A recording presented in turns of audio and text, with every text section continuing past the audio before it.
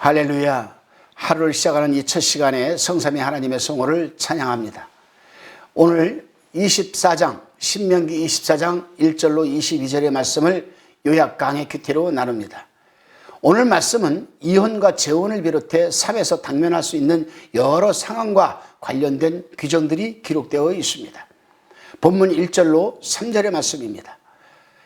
사람이 아내를 취하여 데려온 후에 수치되는 일이 그에게 있음을 발견하고 그를 기뻐하지 아니하거든 이혼 증서를 써서 그 손에 주고 그를 자기 집에서 내어 보낼 것이요, 그 여자는 그 집에서 나가서 다른 사람의 아내가 되려니와 그 후부도 그를 미워하여 이혼 증서를 써서 그 손에 주고 그를 자기 집에서 내어 보낼 거니와 혹시 그를 아내로 취한 후부가 죽었다 하자. 이 말씀이 전제의 말씀입니다. 1절에서 수치되는 일로 번역된 히브리어는 벌거벗음이란 의미를 지니고 있는데 신명기 23장 14절에서는 같은 단어를 불결한 것으로 번역하고 있습니다. 그리고 이것은 간음이라기보다는 율법의 규정에서 부정한 것, 어긋난 것으로 보이고 있습니다. 왜냐하면 신명기 22장 22절에 의하면 간음한 자는 돌에 맞아 죽었기 때문입니다. 결국 수치되는 일은 유대 공동체 안에서 마땅히 존중해야 할 율법을 존중하지 않는 것을 말하는 것입니다. 곧 국가 공동체의 기반이 되는 헌법을 존중하지 않은 것입니다. 왜냐하면 공동체의 기반이 되는 율법이나 헌법을 존중하지 않으면 공동체가 큰 위기에 빠질 수 있기 때문입니다. 4절 하반절은 이런 사실을 보여줍니다. 내 하나님 여호와께서 내게 기업으로 주시는 땅으로 너는 범죄케 하지 말지니라. 그리스도인이 어떤 경우에도 존중해야 하는 것은 주의 말씀입니다. 어떤 경우에도 존중하고 지켜야 하는 것이 바로 곧 말씀이라는 말씀입니다. 왜냐하면 하나님은 말씀이시며 말씀은 그리스도인의 존재와 신앙의 인생을 지탱하고 살라는 기반이 되며 또한 복되게 하는 구원의 말씀이기 때문입니다. 본문 5절 말씀은 결혼한 남자의 군복무 면제에 대한 말씀입니다. 사람이 새로이 아내를 취하였거든 그를 군대로 내어 보내지 말 것이요, 무슨 직무든지 그에게 맡기지 말 것이며 그는 1년 동안 집에 한가히 거하여 그 취한 아내를 즐겁게 할지니라. 이는 갓 결혼한 남자는 군에 가지 않아도 된다는 것이 아닙니다.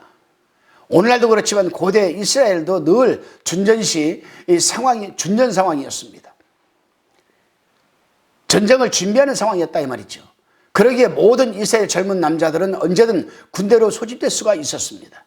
그럼에도 갓 결혼한 남자는 1년간 군 소집과 복무가 면제된다는 것입니다. 결혼은 하나님의 복된 선물입니다. 결혼은 하나님이 원하시는 가정을 꾸리는 일입니다. 한 번 생을 살며 사랑하는 이를 만나 함께 웃고 울며 일생을 해로한다는 것은 하나님께서 주시는 또 하나의 위로와 행복한 선물이 아니겠습니까?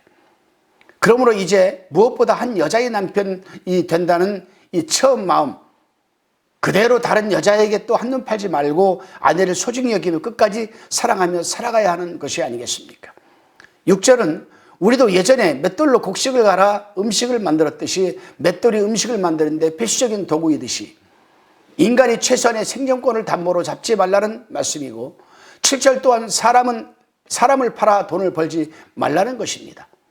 곧 사람을 물건처럼 자기 돈벌이 재료로 악용하지 말라는 내용입니다. 오늘날은 갈수록 인간의 존엄성이 무시당하고 훼손당하고 있습니다. 모든 것이 다 돈과 연결되어 있습니다.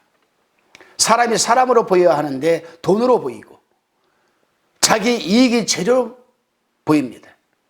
그러기에 세상은 놀랍게 발전한 것 같은데 도리어 비인간적이며 비윤리적인 일들을 줄어들지 않습니다. 그리고 오늘 말씀을 보면 이미 고대 사회에서도 이런 일들이 자행됐던 것을 우리는 알 수가 있습니다. 사람은 인간의 최소한의 생존권과 인간 존재 자체를 존중히 여겨야 합니다.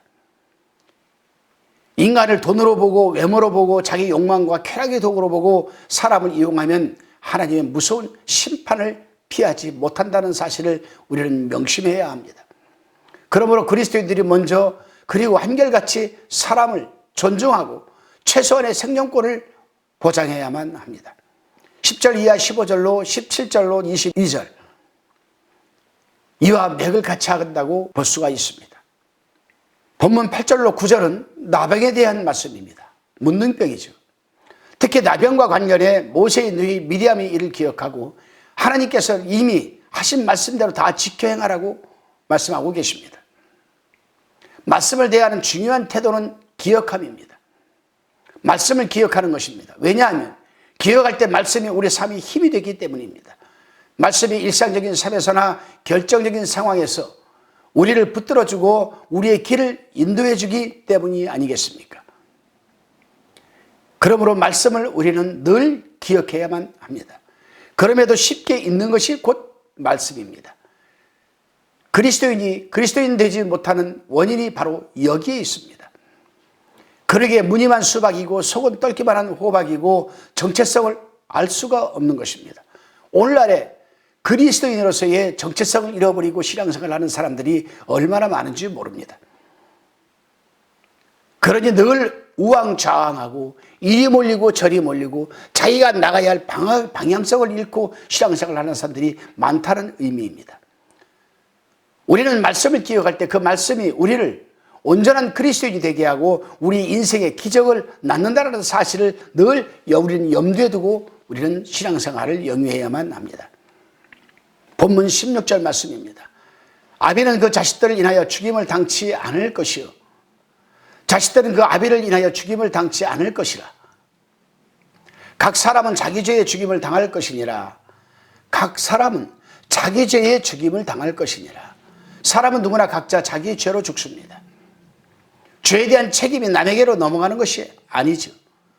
자기 죄 때문에 죽는 것이고 자기 죄에 대해 책임을 져야 하는 것입니다. 다 부모 탓이고 자식 탓이고 윗사람 탓이고 부하 탓은 아니라는 얘기입니다. 그럼에도 본질적으로 근본적인 인간 존재 자체와 관련해서 인간의 죄를 해결해 주신 분이 계시죠. 그분이 누구시겠습니까? 바로 우리 주 예수 그리스도이십니다. 그러므로 이제 예수 그리스도께서 십자가에서 죄인된 우리 대신 우리의 죄값을 치워주셨다면 이제 우리가 주 안에서 책임적인 인생을 살아내야 하는 것이 아니겠습니까? 다메섹 가는 길에서 부활의 주님을 만나 참된 인생을 살았던 사도 바울처럼 말씀에서 그리스도께 미쳐 그리스도인의 사고방식과 삶의 태도와 가치관을 지니고 있는 삶의 자리에서 비정상을 정상으로 회복하는 생명의 삶을 살아야 하는 것입니다.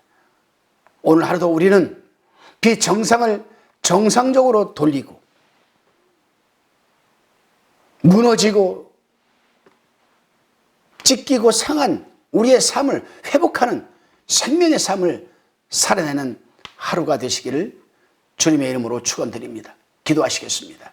주님, 우리가 예수 그리스도 안에서 다시 난 자로서 오늘도 주의 말씀을 존중하고 기억하는 삶이 되게 하여 주옵소서. 사도 바울처럼 그리스도께 미쳐 영혼과 역사의 비정상을 정상으로 회복하는 생명의 통로가 되게 하여 주옵소서. 늘 부족함에도 불구하고 우리를 살아가시고 구속하신 예수 그리스도의 이름으로 감사하며 기도드리옵나이다. 아멘.